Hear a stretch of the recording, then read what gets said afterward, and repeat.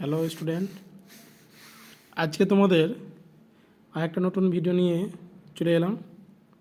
অনেকেই মেসেজ করছিল যে খুব স্যার ইন্টিগ্রেশনের পরিবর্তে পার্টের কিছু কিছু অঙ্কগুলো সমস্যা হচ্ছে, ওগুলো নিয়ে আলোচনা করতে।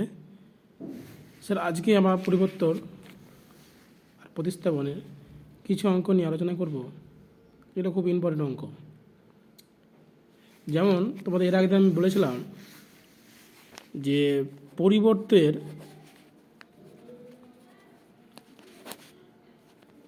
যে মেন কনসেপ্টটা কি, পরিবর্তের মেন কনসেপ্ট হচ্ছে তোমার যে ভেরিয়েবল চেঞ্জ করে, তাই তো? যেমন আজকে একটা অঙ্ক হচ্ছে, দেখো আমি একটা অঙ্ক ইন্টিগ্রেশন লিখছি, তোমরা খেয়াল করবে। যেমন একটা পরিবর্তন অঙ্ক আমি লিখছি, যেমন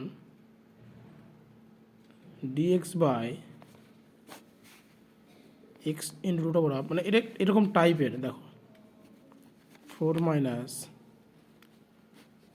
লগ এক্স তার হোল স্কোয়ার। এর আগে কিছু আলোচনা করেছিলাম যে কীভাবে আমরা জেড ধরে ইন্টিগ্রেশনটাকে সলভ করতে পারি। তাহলে এখানে মেন বেস দেখো, এই যে পরিবর্তন আমি চেঞ্জ করবো, এটা দিয়ে ইন্টিগ্রেশন করা যাবে না, তাই তো? কিন্তু এটা ইন্টিগ্রেশন করতে গেলে আমার কী করতে হবে, যেমন করে হোক এটা ভেরিয়েবলটাকে চেঞ্জ করো। মানে এখানে দেখো দুটো গুণ আকার আছে, একটা এক্স ইন্টু একটা আর রুট ওভার হাফ, এটা একটা ফাংশন, দুটো ফাংশন গুণ আকারে আছে। তাই এরকম হরে দুটো ফাংশন ইন্টিগ্রেশন আমরা ইন্টিগ্রেশন করতে পারি না। তো এটাকে আমরা সিম্পলিফিকেশন করব, তার জন্য এগুলোকে আমরা চেঞ্জ করব, চেঞ্জ করে ছোটো করব। সেটা কী করেছে, পরিবর্তন। যেমন তাহলে এখানে আমরা কোনটাকে জেড ধরবো, দেখো লগ এক্স সমান আমরা জেড ধরবো। কেন জেড ধরবো, তার কারণ হচ্ছে দেখো বলেছিলাম আমরা সেটাকে জেড ধরবো যার ডেরিভেটিভ অন্য আদার্স টার্মগুলো চলে আসে। যেমন এখানে দেখো 1/x একটা টার্ম আছে, তাহলে এখানে আমি যদি লগ এক্সের ডেরিভেটিভ 1/x হয়, dx সমান dz, তাহলে এখানে যদি মান বসায়, তাহলে এই যে dx বাই এক্স, এই dx বাই এক্স, এখানে দেখো dx বাই এক্স সমান কত, dz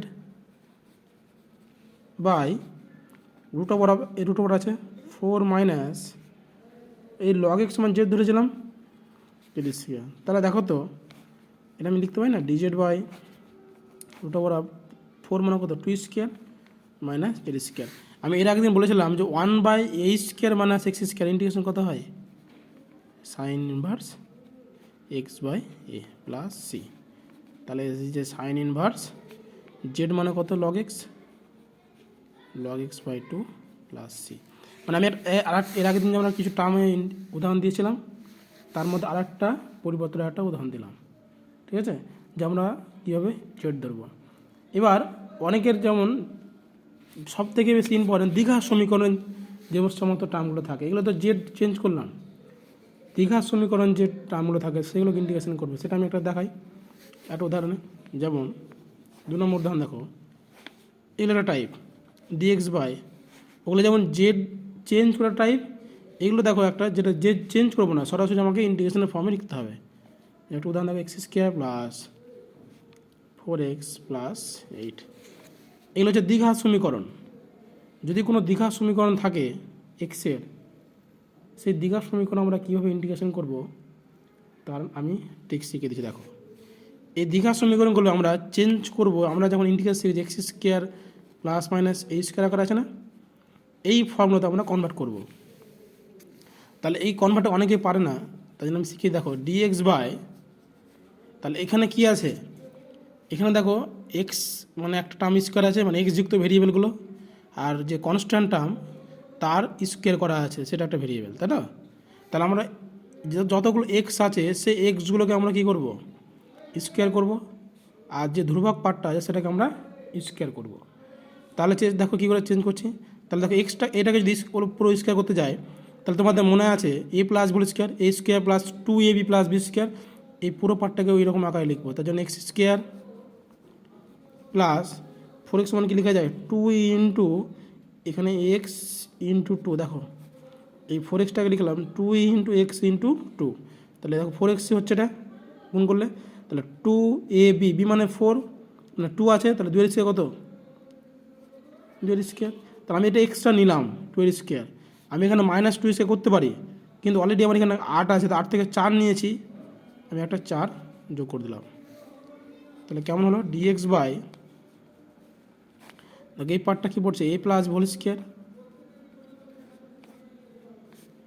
আর 4কে কি লেখা যায় 2 স্কোয়ার। দেখো তো এই পার্টটা কেমন হলো, এক্স এক্স প্লাস 2 একটা পার্ট তার স্কোয়ার প্লাস ধ্রুবক পার্ট তার স্কোয়ার, তাই না?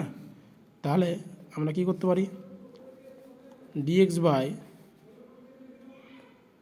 আমি যদি মনে করি, কেউ যদি মনে করে এটাকে, আমি ডাইরেক্ট লিখে দিচ্ছি অ্যান্সার, এটা করতে হবে না। তাহলে ডাইরেক্ট কোন ফর্মুলা, এই ফর্মুলা পড়ে যাবে। তাহলে এক্স মনে করো x square plus a square, তার ফর্মুলা কি 1/a tan inverse x plus 2/2 বলে x by a plus c. দেখো হয়ে গেল এটা, তাই তো? এটা একটা টাইপ গেল দ্বিঘাত সমীকরণ।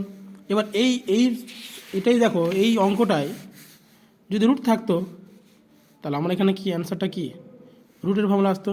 যেমন রুটের ফর্মুলা কিছু root over x square plus মানে এই স্কোয়ার দিয়ে একটা ফর্মুলা শিখেছি আমরা, সেরকম আকার চলে আসতো, তাই না? চলে আসতো। আর একটা যেমন অঙ্ক আমি বলি, এটা দ্বিঘাত সমীকরণের আর একটা অঙ্ক, যে সমস্ত অঙ্কগুলো নতুন একটা টাইপ, তাহলে এরকম আমরা দ্বিঘাত সমীকরণ চেঞ্জ করতে পারবো। আরেকটা যে দ্বিঘাত সমীকরণ চেঞ্জ করবো না, যেগুলো নতুন টাইপের, দেখো আরেক রকমের পরিবর্তন অঙ্ক আছে, যেমন ডিএক্স বাই, ধরো মনে করে এখানে একটা আমি অঙ্ক দিচ্ছি 1 plus x over 1 minus x square আছে। আচ্ছা এখানে 1 মাইনাস এক্স দিচ্ছি না, হ্যাঁ ধর এটা 1 মাইনাস এক্স আছে মনে করো, 1 প্লাস এক্স 1 মাইনাস এক্স। মানে এগুলো কেমন টাইপের, এগুলো দু টাইপের অঙ্ক হয়। একটা রুটের মধ্যে এক্সের পাওয়ার 1 ডিগ্রি, বাইরে 1 ডিগ্রি, আর একটা রুটের মধ্যে দ্বিঘাত সমীকরণ, বাইরে 1 ডিগ্রি। এটা দুভাবে সলভ করা যায়। তার মধ্যে যদি এরকম থাকে, দেখতে পাও যে রুটের মধ্যে 1 ডিগ্রি আছে আর রুটের বাইরে 1 ডিগ্রি এক্সপানশন আছে, তাহলে চোখ বন্ধ করে কিচ্ছু না ভেবে 1 মাইনাস এক্স সমান রুটের মধ্যে সেটা জেড স্কোয়ার ধরে নেবে, আর কিছু ভাবতে হবে না তোমাকে। 1 মাইনাস এক্স সমান জেড স্কোয়ার ধরে না, আর কিচ্ছু তোমাকে ভাবতে হবে না, একদম পরপর এবার যেটা আগের প্রসেসে কন্টিনিউয়াস প্রসেসে চলতে থাকো, অ্যান্সার চলে আসবে। তখন ডিএক্স এর ডেরিভেটিভ কত হয়, ডিএক্স ডেরিভেটিভ আর Z square derivative 2z dz. তাহলে এখানে ডিএক্স সমান কত, মাইনাস 2z ডিজেড, এখানে বসে দাও। তাহলে আমি ডিএক্স সমান কত, মাইনাস 2z ডিজেড। দেখো কিচ্ছু করতে হবে না, একদম পর একদম চেঞ্জ হয়ে যাবে। এটার সময় জেড স্কোয়ার ধরেছিলাম, তার বর্গমূল হচ্ছে জেড, আর এখানে দেখো 1 প্লাস এখানে এক্স থাকছে, তাহলে এখান থেকে এক্স সমান কত বসতে পারি, এক্স সমান লেখা যায় 1 মাইনাস জেড স্কোয়ার, এখানে বসে দাও 1 মাইনাস জেড স্কোয়ার। এই জেড কেটে গেল, এই 1টা মাইনাস 1 আছে, তো তাহলে এখানে 2টা বেরিয়ে গেল। ডিজেড বাই, দেখো এখানে 2 মাইনাস জেড স্কোয়ার আসবে, এখানে উপরে একটা মাইনাস আছে, তাই জন্য একবার ডাইরেক্ট লিখে দিলাম জেড স্কোয়ার মাইনাস 2। এটা আমি এই ফর্মুলা জানি। তাহলে এটা দেখো, এটা আমি এক্স স্কোয়ার মাইনাস 2কে কী লিখতে পারি, √2 তার স্কোয়ার।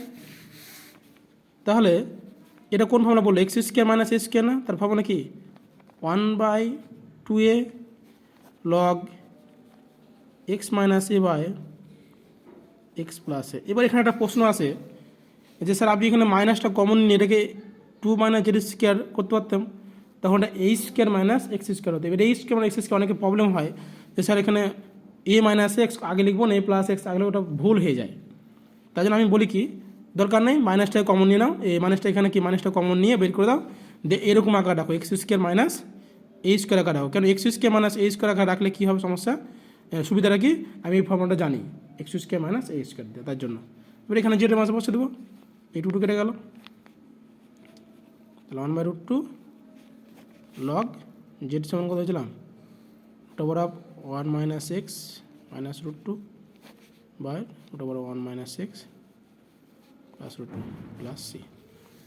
এই একটা অঙ্ক, এই একটা টাইপ। আর একটা কী বললাম, যদি এখানে কি হয়, একটা টাইপের অঙ্ক যদি মনে করো ধরো বাইরে এক্স আছে, ভিতরে 1 মাইনাস এক্স স্কোয়ার থাকতো, তখন কী করতাম আমরা, এই দুটো টাইপের এখানে পরিবর্তন লাস্ট, সেটা হচ্ছে কি বাইরে ভিতরে 2 ডিগ্রি বাইরে 1 ডিগ্রি থাকলে বাইরেরটাকে এক্সটাকে আমরা 1/z ধরবো, দিয়ে একদম কন্টিনিউয়াস প্রসেস এখানে ডিএক্স সমান কত 1/x এর মাইনাস 1/z স্কোয়ার ডিজেড, এখানে মানটা বসালেই একদম এইভাবে সিম্পলি কনভার্ট হয়ে যাবে, ঠিক আছে।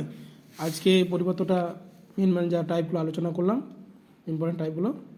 অঙ্ক হয়তো ইম্পর্টেন্ট, আমি এগুলো তোমাকে আমি বই দেখে দেখে পরে আমি জানিয়ে দেবো। কিন্তু এগুলো টাইপ শর্ট, যেগুলো কী করে মনে রাখার টেকনিক। ঠিক আছে, থ্যাংক ইউ। আজকে এই পর্যন্ত থাক।